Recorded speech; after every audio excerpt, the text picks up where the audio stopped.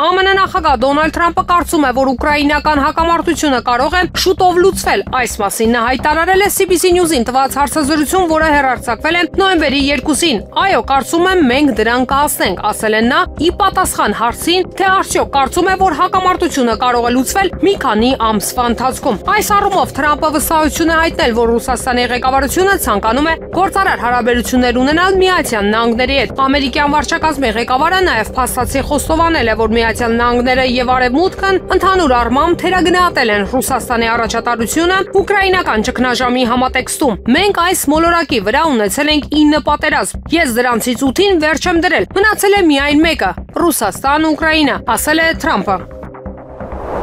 ԱՄՆ-ն եւ Չինաստանը կհաստատեն ուղիղ կապի ուղիներ զինված հակամարտության հնարավոր ռիսկերը վերացնելու համար, հաղորդում է Պոլիտիկոն հղումանելով ԱՄՆ պատերազմի նախարար Փիթ Հեքսեթի հայտարարությանը։ Ծովակալ Դոնգցյունի հետ համաձայնության եկանք, որ պետք է հաստատենք ռազմական համագործակցության ուղիներ հակամարտությունների վերացման եւ ցանկացած հնարավոր խնդրի դեէսկալացիայի համար, ասել է Պենտագոնի ղեկավարը։ Հեքսեթը պարզաբանել է, որ այդ ուղիների ստեղծման մանրամասները քննարկելու համար շուտով տեղի կունենան բանակցություններ։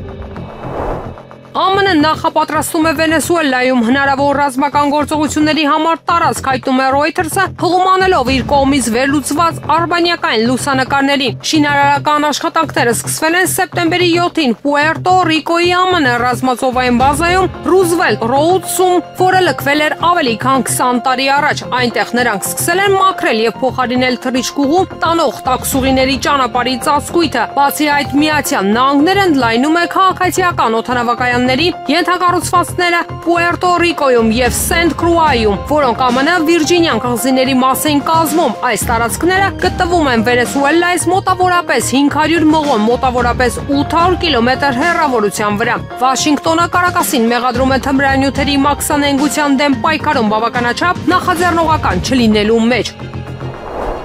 Գերմանիայի կանցլեր Ֆրիդրիխ Մերցը հեռախոսազրույց է ունեցել Իսրայելի վարչապետ Բենյամին Նեթանյահուի հետ, որի ընթացքում կողմերը քննարկել են Գազայի հատվածում տիրող իրավիճակը եւ հայտարարել, որ պաղեստինյան համաշարժումը պետք է հանձնի վերջին պատանդների մասունքները։ Այս մասին լրագրողներին տեղեկացրել է Գերմանիայի նախարարների կաբինետի պաշտոնական ներկայացուցիչ Ստեֆան Կորնելիուսը։ Մերցը եւ Նեթանյահուն քննարկեցին Գազայի հատվածում հրադադարի հետագա կայունացման ուղիները։ Կողմերը համաձայնության եկան, որ մարդասիրական օգնությունը պետք է անվտանգ եւ բավարար քանակությամբ հասցվի Գազայի բնակիչներին։ Համասը պետք է անհապաղ հանձնի վերջին պատանդների մասունքները, ընդգծել է Կորնելիուսը։ Հոկտեմբերի 9-ին Իսրայելը եւ Համասը Եգիպտոսի, Քաթարի, ԱՄՆ-ի եւ Թուրքիայի միջնորդությամբ համաձայնեցին իրականացնել ԱՄՆ նախագահ Դոնալդ Թրամփի կողմից ներկայացված խաղաղության ծրագրի առաջին փուլը։ ԱՄՆ նախագահ Դոնալդ Թրամփը պնդել է, որ Իրանն այս պահին միջուկային ներուժ չունի։ Ոչ, նրանք միջուկային հնարավորություններ չունեն, ասել է ամերիկացի առաջնորդը CBC News-ին տված հարցազրույցում։ Ավելի վաղ Իրանի արտաքին գործերի նախարար Աբբաս Արաղչին հայտարարել էր, որ Իսլամական Հանրապետության ղեկավարությունը մտադիր է շարունակել ուրանի հարստացումը խաղաղ նպատակներով եւ բացառում է իր հրթիռային ծրագրի ապագայի քննարկման հնարավորությունը։ Հունիսի 13-ի գիշերը Իսրայելը ռազմական գործողություն սկսեց Իրանի դեմ։ 24 ժամից էլ քիչ ժամանակ անց Իսլամական Հանրապետությունը ձեռնարկեց պատասխան հարձակում։ ԱՄՆ-ն հակամարտության մեջ մտավ դրա սրումից 9 օր անց, հարվածելով Ֆորդոյում, Նաթանզում եւ Սպահանում գտնվող իրանական միջուկային օբյեկտներին։ Չեխական բանակը, որը ձևավորվում է պրոֆեսիոնալ հիմունքներով, նախատեսում է մինչև 2026 թվականը զորակոչել 2250 պայմանագրային զինծառայողի, հայտնում է իր Օժլաս լրատվական պորտալը։ Ազգային զինված ուժերում անձնակազմի թվականակի ավելացման անհրաժեշտությունը ըստ պորտալի կապված է 2022 թվականին փետրվարի 24-ից հետո եվրոպական անվտանգությանը սպառնացող սպառնալիքների հետ։ 2025 թվականի սկզբին զինված ուժերում ծառայում էր մոտ 24500 զինծառայող, եւս 3500-ը չեխական բանակի կառուցվածքային ստորաբաժանումներում։ Հաշվետվության համաձայն իդեալական դեպքում զինծառայողների ընդհանուր թիվը կհասներ 37500-ի։ Չեխական լրատվամիջոցների տվյալներով չեխական բանակի անձնակազմի 2026 թվականի նախատեսված աճը կլինի ժամանակակից պատմության ամենանշանակալիներից մեկը։ Երեք հայտաբերվել է 3-ամյա Տիգրանի Մարմինը Դաշտամիջյան հատվածում ունենք նախնական տվյալներով սպանություն։ Երեխայի հայրը խեղդամա անելու ճանապարհով սպանել է փոքրիկին։ Այս մասին լրագրողները զրույցում հայտնեց ներքին գործերի նախարար Արփին Սարգսյանը։ Այս վարկածի թիվս այլնի առաջին իսկ օրվանից եղել է մեր ուսումնասիրությունների շրջանակում։ Կիշեք, որ եղբայրը, որն ունի որոշակի առողջական խնդիրներ, պարբերաբար ռեակցիաներ էր տալիս։ Ներգրավել էինք նաև համապատասխան մասնագետ, որպեսզի հոգեկան առողջական վիճակի վրա լրացուցիչ ծանրաբեռնվածություն որպես այդպիսին չառաջանա եւ մենք կարողանանք պատշաճ կերպով ստանալ տեղեկություն փոքրիկից, եթե նրան որևէ բան հայտնի է։ Նախնական տվյալներով երկու եղբայրները դուրս են եկել տանից, հետո հորն են հանդիպել եւ հայրը խեղդելու ճանապարհով սպանել է փոքրիկին։ Երեխայի հայրը նշել է, որ ներընտանեկան որոշակի հարցադրման շրջանակներում է վրա հասել դեպքը, մանրամասել է ներքին գործերի նախարարը։ Սարգսյանը նաեւ հստակեցրել է, որ հայրը երեխայի մարմնի տեղափոխություն է իրականացրել։ Հիշեցնենք, որ նոյեմբերի 2-ին ժամը 15:00-ի սահմաններում Ծափաթաղ բնակավայրի հարակից Դաշտամիջյան հատվածում փրկարարները հայտաբերել են հոկտեմբերի 27-ից որոնվող ՏՕ-ի ծնված 2022 թվականին դին։ ԱՄՆ նախագահ Դոնալդ Թրամփը հայտարարել է, որ չի քննարկում Ուկրաինային թոմահոկ թևավոր հրթիռներ մատակարարելու հարցը։ Նրան հարցրել են, արդյոք իր վարչակազմը կփոխանցի այդ հրթիռները Կիևին։ Ոչ, պատասխանել է ԱՄՆ նախագահը։ Այնուհետև լրագրողները հարցրել են, արդյոք նա քննարկում է նման քայլ։ Ոչ, իրականում ոչ, պատասխանել է Թրամփը։ Այնուհետև ամերիկյան նախագահը հավելել է, որ այս դիրքորոշումը կարող է փոխվել։ Աֆղանստանում տեղի ունեցած երկրաշարժի հետևանքով զոհերի թիվը հասել է 7-ի, եւս 150 մարդ վիրավորվել է, հաղորդել է Reuters-ը, հղում անելով տեղական իշխանություններին։ Ավելի վաղ Բալխ նահանգի նահանգապետ Հաջի Զայեդի մամուլի խոսնակը հայտնել էր առնվազն 4 մարդու մահվան մասին։ Երկրաշարժի հետևանքով զոհվել է 7 մարդ, վիրավորվել 150-ը, հայտնել է գործակալությունը։ Ավելի վաղ Եվրոպական միջերկրածովյան սեյսմոլոգիական կենտրոնը հայտնել էր, որ Աֆղանստանի կենտրոնում տեղի է ունեցել 6.3 մագնիտուդով երկրաշարժ։ Իսրայելի վարչապետ Բենյամին Նեթանյահուն կհամաձայնի ճանաչել Պաղեստինի պետությունը։ Այս մասին հայտարարել է ԱՄՆ նախագահ Դոնալդ Թրամփը։ Այո, նա պատերազմական ժամանակների վարչապետ է։ Ես շատ լավ եմ աշխատել նրա հետ։ Ես ստիպված էի նրան մի փոքր ուղղորդել այս կամ այն ուղղությամբ։ Կարծում եմ, ես հիանալի աշխատանք կատարեցի։ Նա շատ տաղանդավոր մարդ է, ասել է Թրամփը պատասխանելով այն հարցին, արդյոք կարող է Նեթանյահուին դրդել ճանաչել Պաղեստինի պետությունը։ Սերբիայի ոստիկանությունը Բելգրադում ազգային ժողովի մոտ տեղի ունեցած անկարգությունների կապակցությամբ ձերբակալել է 37 կասկածյալի։ Այս մասին հայտնել է ներքին գործերի նախարարության մամուլի ծառայությունը։ Ներքին գործերի նախարարության աշխատակիցները բացահայտել եւ ձերբակալել են 37 անձի, որոնք մասնակցել են ազգային ժողովի դիմաց նախորդ գիշերը չհամակարգված բողոքի ակցիայի ժամանակ հասարակական կարգոկանոնի խախտմանը, ասվում է հայտարարության մեջ։ Նշվում է, որ անվտանգության ուժերը ինտենսիվ աշխատանքներ են տանում անկարգություններին մասնակցող բոլոր անձանց ինքնությունը պարզելու եւ կալանավորելու ուղղությամբ։ Եվրամիության 3 երկրներ մերժել են եվրոպական երկրների մեծամասնության դիրքորոշումը, որը կոչ է անում սառեցված ռուսական միջոցներն օգտագործել Ուկրաինային աջակցելու համար։ Հայտնում է իտալական Corriere della Sera թերթը։ Իտալիան եւ Ֆրանսիան չեն աջակցում սառեցված ռուսական միջոցների Ուկրաինային փոխանցմանը։ Երկու երկրների կառավարություններն էլ հավանաբար մտահոգված են իրենց ֆինանսական պարտավորություններով։ Եթե միջազգային դատարանը Մոսկվայի հնարավոր պահանջները օրինական ճանաչի, Բելգիան դեմ է դրան նույն պատճառով հաշվի առնելով, որ սառեցված ակտիվների մեծ մասն այժմ գտնվում է Բրյուսելի Euroclear հարթակում, ասվում է հոդվածում։ Վոլոդիմիր Զելենսկիի վերազինման հարցերով հատուկ խորհրդական Ալեքսանդր Կամիշինին հղում անելով հոդվածում նշվում է, որ Ուկրաինայի պաշտպանական արդյունաբերությունն այժմ գործում է իր ներուժի միայն 1/3-ով միջոցների պակասի պատճառով։ Քննչական մարմինը միջնորդություն է ներկայացրել Արմավիրի մարզի առաջին ատյանի ընդհանուր իրավասության դատարանին դատավոր Արտակ Բաբախանյանի նախագահությամբ։ Ամենայն հայոց կաթողիկոս Գալեգին Բ-ի եղբորը 68-ամյա Գևորգ Ներսիսյանին եւ որդուն Համբարձում Ներսիսյանին կալանավորելու համար։ Այս մասին հայտնել է փաստաբան Արա Զոհրաբյանը։ Քննչական կոմիտեի փոխանցմամբ քրեական վարույթի նախաքննության ընթացքում նրանց նկատմամբ հարուցվել է հանրային քրեական հետապնդում քրեական օրենսգրքի 211-րդ հոդվածի այն է քարոզչություն կատարելուն կամ քարոզչություն կատարելուց հրաժարվելուն հարկադրելը կամ քարոզչություն կատարելուն այլ կերպ խոչընդոտելը։ Փաստաբան Արա Զոհրաբյանը հայտնել է, որ Գևորգ Ներսիսյանը եւ Համբարձում Ներսիսյանը ցուցմունքներ են տվել, ներկայացվել է տեսագրությունը քննիչին։ Հոկտեմբերի 27-ին կորելուց եւ օրեր շարունակ անդադար որոնումներից հետո 3 նոյեմբերի 2-ին Գեղարքունիքի մարզի Ծափաթաղի բնակիչ 3-ամյա Տիգրանին գտել են մահացած։ Երեխայի մարմինը հայտնաբերել են Ծափաթաղ գյուղին հարակից Ջիլ գյուղի ցուցանակից մոտ 60 մետր հեռավորության վրա դաշտամիջյան հատվածում։ Որոնումներին մասնակցում էին բազմաթիվ ոստիկանական փրկարարական ծառայողներ, կամավորներ, սակայն երեխային գտնել չէր հաջողվում։ Սվետլանա Լևոչկին անով մասնակցել է երեխայի որոնողական աշխատանքներին որպես կամավոր, հայտնել է, որ այն վայրում, որտեղ գտել են երեխայի դին, իրենք բազմիցս նայել են, ոչ մի հետք այնտեղ չի եղել։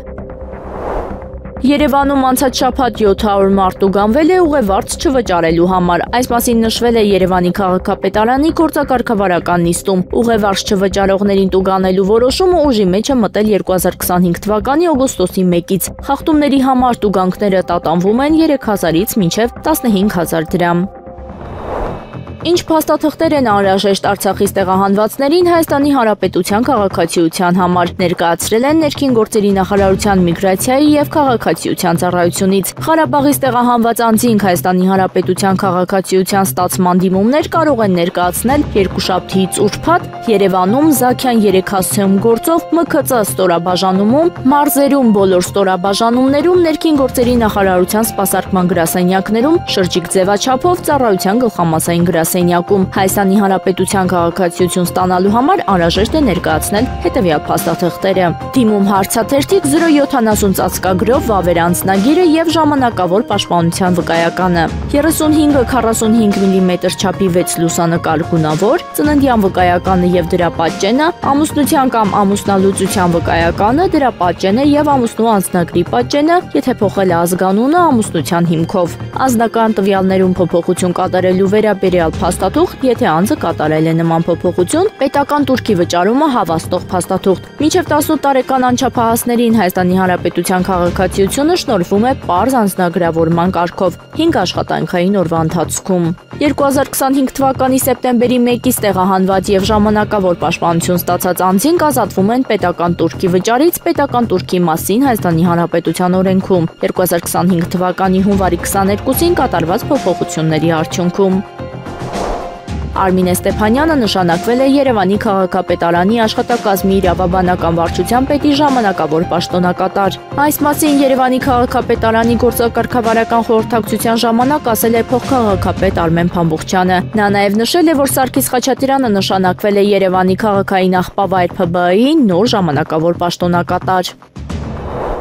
Թեհրանի Իմամ Քամենի Airport City Company ընկերության ներկայացուցիչը հայտնել է, որ Վիեննայի եւ Թեհրանի միջև ուղիղ չվերթները կվերսկսվեն երկուշաբթի, հավելելով, որ եվրոպական ավիաընկերությունները, ինչպիսին է Lufthansa-ն, վերադառնում են Իրան, հայտնել է Mehr News-ը։ Ընկերության խորհրդի գործադիր նախագահ Ռամին Քաշեֆազարը տեղական իրանական լրատվամիջոցներին հայտնել է, որ Վիեննա-Թեհրան-Վիեննա երթուղով չվերթներ իրականացվող ավստրիական ավիաընկերությունները վերսկսում են թռիչքները երկուշաբթի առավոտյան։ Իրանցի պաշտոնյան հավելել է, որ Թեհրան-Ֆրանկֆուրտ երթուղով Lufthansa-ի չվերթները կվերսկսվեն առաջիկա 2 ամսվա ընթացքում։ Քաշեֆազարը հավելել է, որ եվրոպական ընկերությունները ձգտում են վերադառնալ Իրան, ինչի մասին կհայտարարվի, հենց որ նրանց վերադարձն ու աշխատանքը ավարտեն։ Իրանի միջուկային ծրագիրը լիովին խաղաղ բնույթ է կրում, հայտարարել է Իրանի նախագահ Մասուդ Փեզեշքյանը երկրի միջուկային արդյունաբերության ղեկավարների հետ հանդիպման ժամանակ։ Մեր միջուկային ծրագիրն ամբողջությամբ կենտրոնացած է ժողովրդի խնդիրների լուծման եւ քաղաքացիական կարիքների սպասարկման վրա։ Մեր թշնամիները փորձում են համոզել, թե մենք ձգտում ենք միջուկային ռումբ ստեղծել, սակայն Գերագույն առաջնորդի Ֆեթվայի համաձայն նման զենքի օգտագործումը արգելված է։ Գիտությունն ապրում է մեր գիտնականների մտքում եւ շենքերի ու գործարանների ոչնչացումը ոչինչ չի փոխի։ Մենք կվերականգնենք եւ դա կանենք ավելի մեծ ուժով, նշել է նախագահը։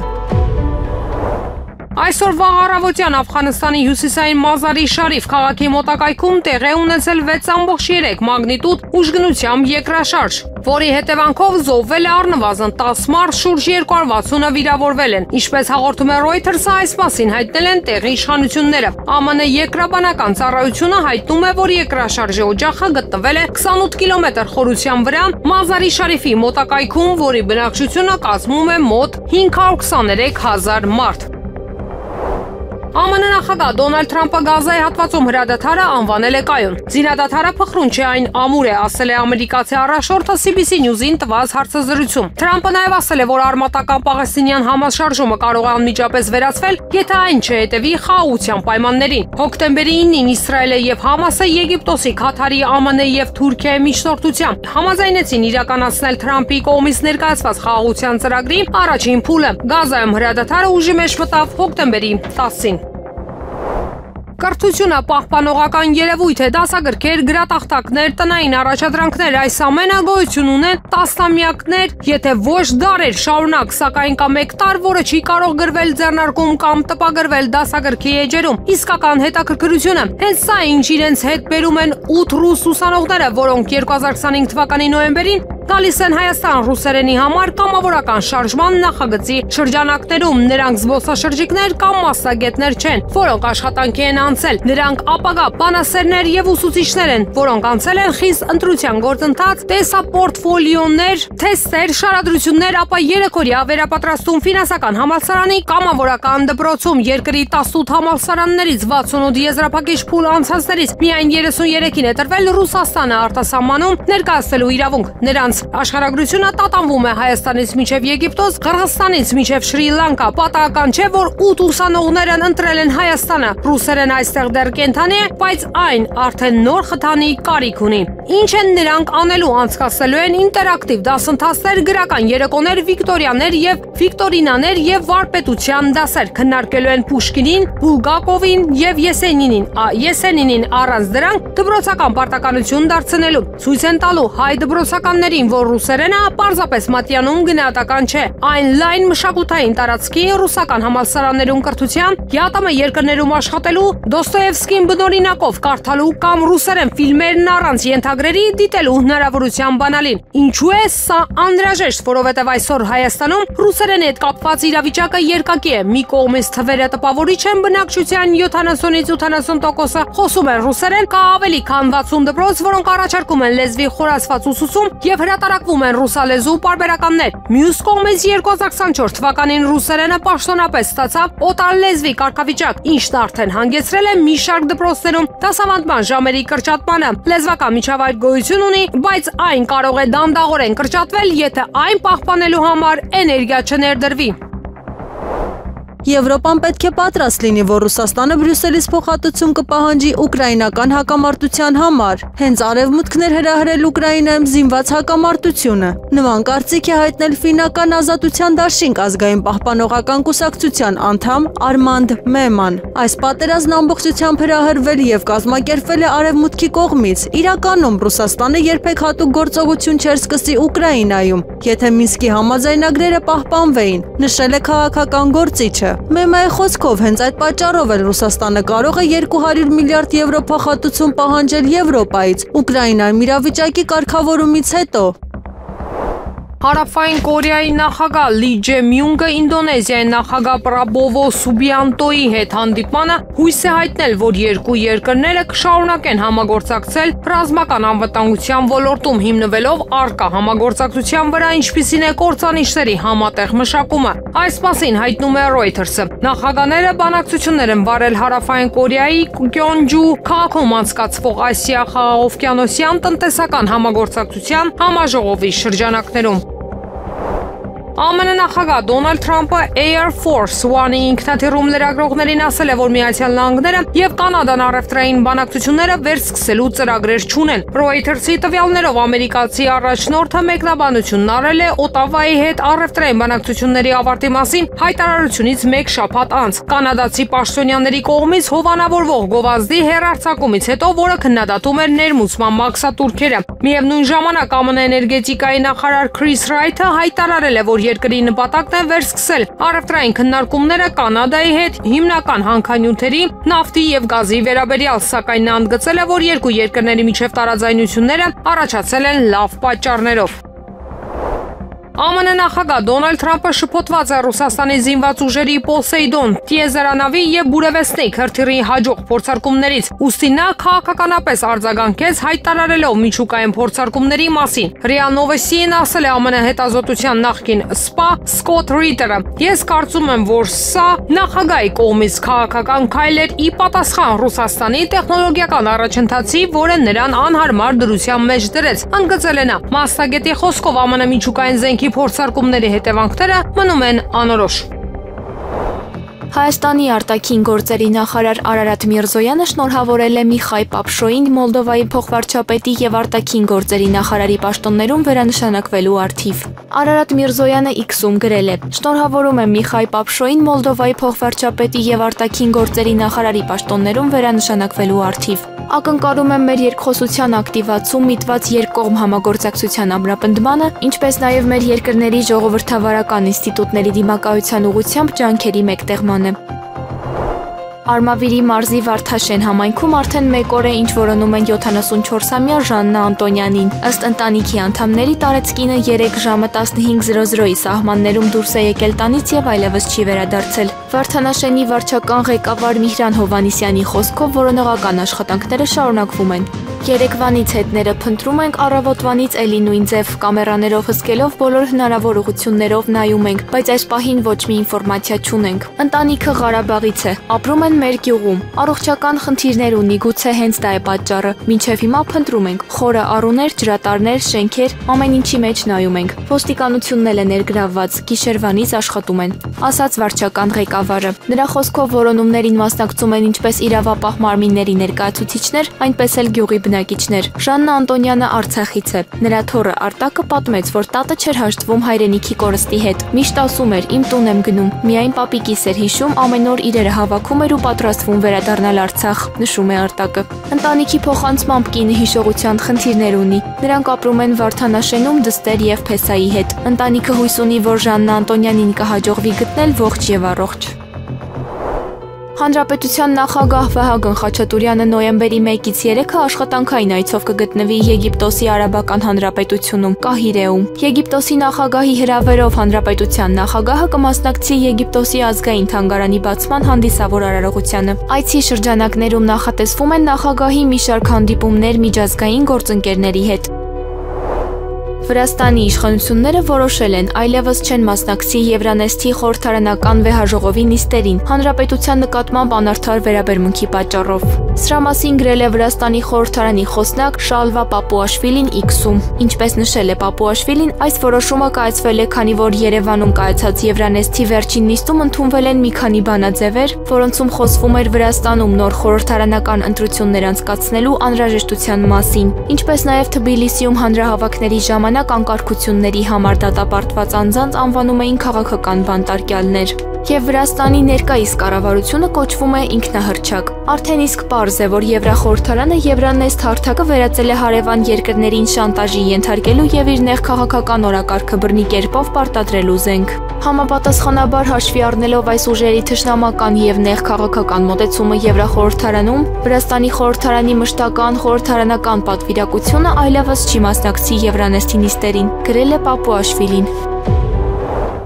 Հայաստանի Հանրապետության վարչապետ Նիկոլ Փաշինյանի որոշմամբ հաստատվել է Հայաստանի Հանրապետության եւ Ադրբեջանի Հանրապետության միջև հաղորդակցությունների բացման հարցերով հանձնաժողովի նոր կազմը։ Այս մասին տեղեկացավ վարչապետի որոշումներից։ Ըստ որոշման հավելվածի հանձնաժողովի կազմը հետևյալն է. Մհեր Գրիգորյան, Հայաստանի Հանրապետության փոխվարչապետ, հանձնաժողովի նախագահ, Կարեն Անդրեասյան, միջազգային իրավական հարցերով ներկայացուցիչ, Արմենակ Խաչատրյան, Հայաստանի Հանրապետության վարչապետի աշխատակազմի ղեկավարի տեղակալ, Աննա Կարապետյան Հայաստանի Հանրապետության Արդարադատության նախարարի տեղակալ, Վահան Կոստանյան Հայաստանի Հանրապետության արտաքին գործերի նախարարի տեղակալ, Ռոբերտ Աբիսողոմոնյան Հայաստանի Հանրապետության արտաքին գործերի նախարարի տեղակալ, Անուշիկ Ավետյան Հայաստանի Հանրապետության էկոնոմիկայի նախարարի տեղակալ, Արմեն Ղազարյան Հայաստանի Հանրապետության ներքին գործերի նախարարի տեղակալ, Արմեն Սիմոնյան Հայաստանի Հանրապետության տարածքային կառավարման եւ ենթակառուցվածքների նախարարի տեղակալ, Քրիստինե Ղալեչյան Հայաստանի Հանրապետության տարածքային կառավարման եւ ենթակառուցվածքների նախարարի տեղակալ, Ավագ Ավանեսյան Հայաստանի Հանրապետության ֆինանսների նախարարի տեղակալ,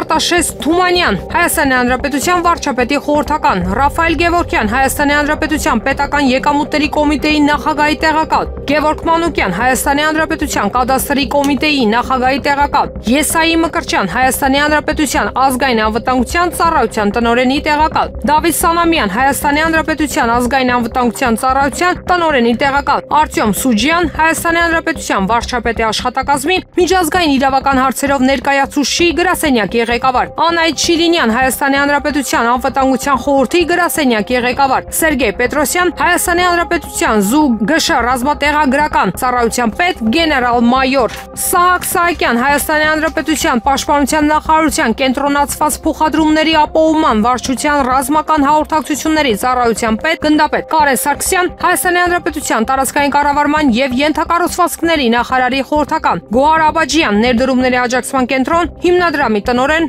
հանձնաժողովի կազմում ընդգրկվել են նոր անդամներ Կարեն Անդրեասյանը, Արտաշես Թումանյանը եւ Անահիտ Շիրինյանը։ ԱՄՆ նախագահ Դոնալդ Թրամփը հայտարարել է, որ Միացյալ Նահանգները որոշ փորձարկումներ կանցկացնի, միաժամանակ քննարկելով միջուկային փորձարկումների հնարավորությունը։ Լրագրողների հարցին, թե արդյոք կան ստորգետնյա միջուկային փորձարկումները բառացիորեն վերսկսելու ծրագրեր։ Շուտով ամեն ինչ կիմանանք, բայց մենք որոշ թեստեր ենք անցկացնելու, ընդգծել է պետության ղեկավարը։ Բուլղարիայի խորհրդարանի անդամները 135 կողմ, 4 դեմ եւ 42 ձեռնպահ ձայների հարաբերակցությամբ քվեարկել են նավթամթերքի արտահանումը Եվրամիություն ժամանակավորապես արգելելու օգտին։ Այս մասին հաղորդել է Բուլղարիայի հեռագրական գործակալությունը, նշելով, որ արգելքը հիմնականում վերաբերում է դիզելային եւ ավիացիոն վառելիքներին։ Սահմանափակումները մտցվել են Լուկոյլի դեմ պատժամիջոցների վերաբերյալ ԱՄՆ-ի որոշման ֆոնին, որը երկրում միակ նավթավերամշակման գործարանի սեփականատերն է։ Խորհրդարանական մեծամասնության կարծիքով ձեռնարկված միջոցները կանխարգելիչ բնույթ են կրում եւ անհրաժեշտ են Բուլղարիայի էներգետիկ անվտանգության եւ վառելիքի ներքին շուկայի կայունության ապահովման համար։ Ընդդիմությունն իր հերթին առաջարկով հանդես եկած իշխանություններին մեղադրել է խուճապ սերմանելու մեջ։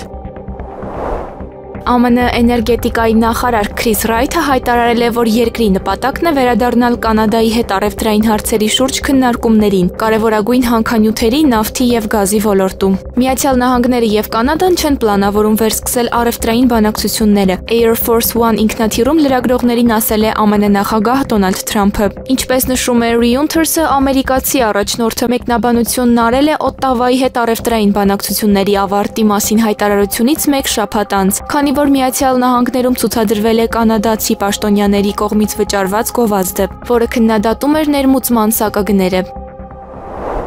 ԱՄՆ նախագահ Դոնալդ Թրամփի որդին Էրիկ Թրամփը հայտարարել է, որ չի բացառում քաղաքականության մեջ ներգրավվելու եւ ապագայում նույնիսկ նախագահական ընտրություններին մասնակցելու հնարավորությունը։ Նրա խոսքերով ինքը լավ է հասկանում ամերիկացիների սպասումները եւ երկրի ներքին տրամադրությունները։ Ես չեմ ասում, թե չէի կարող զբաղվել քաղաքականությամբ։ Կարծում եմ կկարողանայի։ Ես հասկանում եմ այս երկրի տրամադրությունը, այնպես որ երբեք մի ասա երբեք, ասել է Էրիկ Թրամփը իր հոր կուսակցական միջավայրում ունեցած ելույթի ժամանակ։ Նա հավելել է, որ երկար տարիներ անմիջականորեն ներգրավված է եղել ամերիկյան քաղաքականության գործընթացներում։ Ես այնտեղ եմ եղել ամեն վայրկյան այդ ամերիկյան լեռնային ճանապարհների վրա, ասել է նա։ Ավելի վաղ Էրիկ Թրամփը հայտարարել էր, որ համոզված է, որ իր հայրը անպայման կհասնի դրախտ, քանի որ իր խոսքով Դոնալդ Թրամփը կանգնեցրել է մահն ու ավերումը ամբողջ աշխարհում։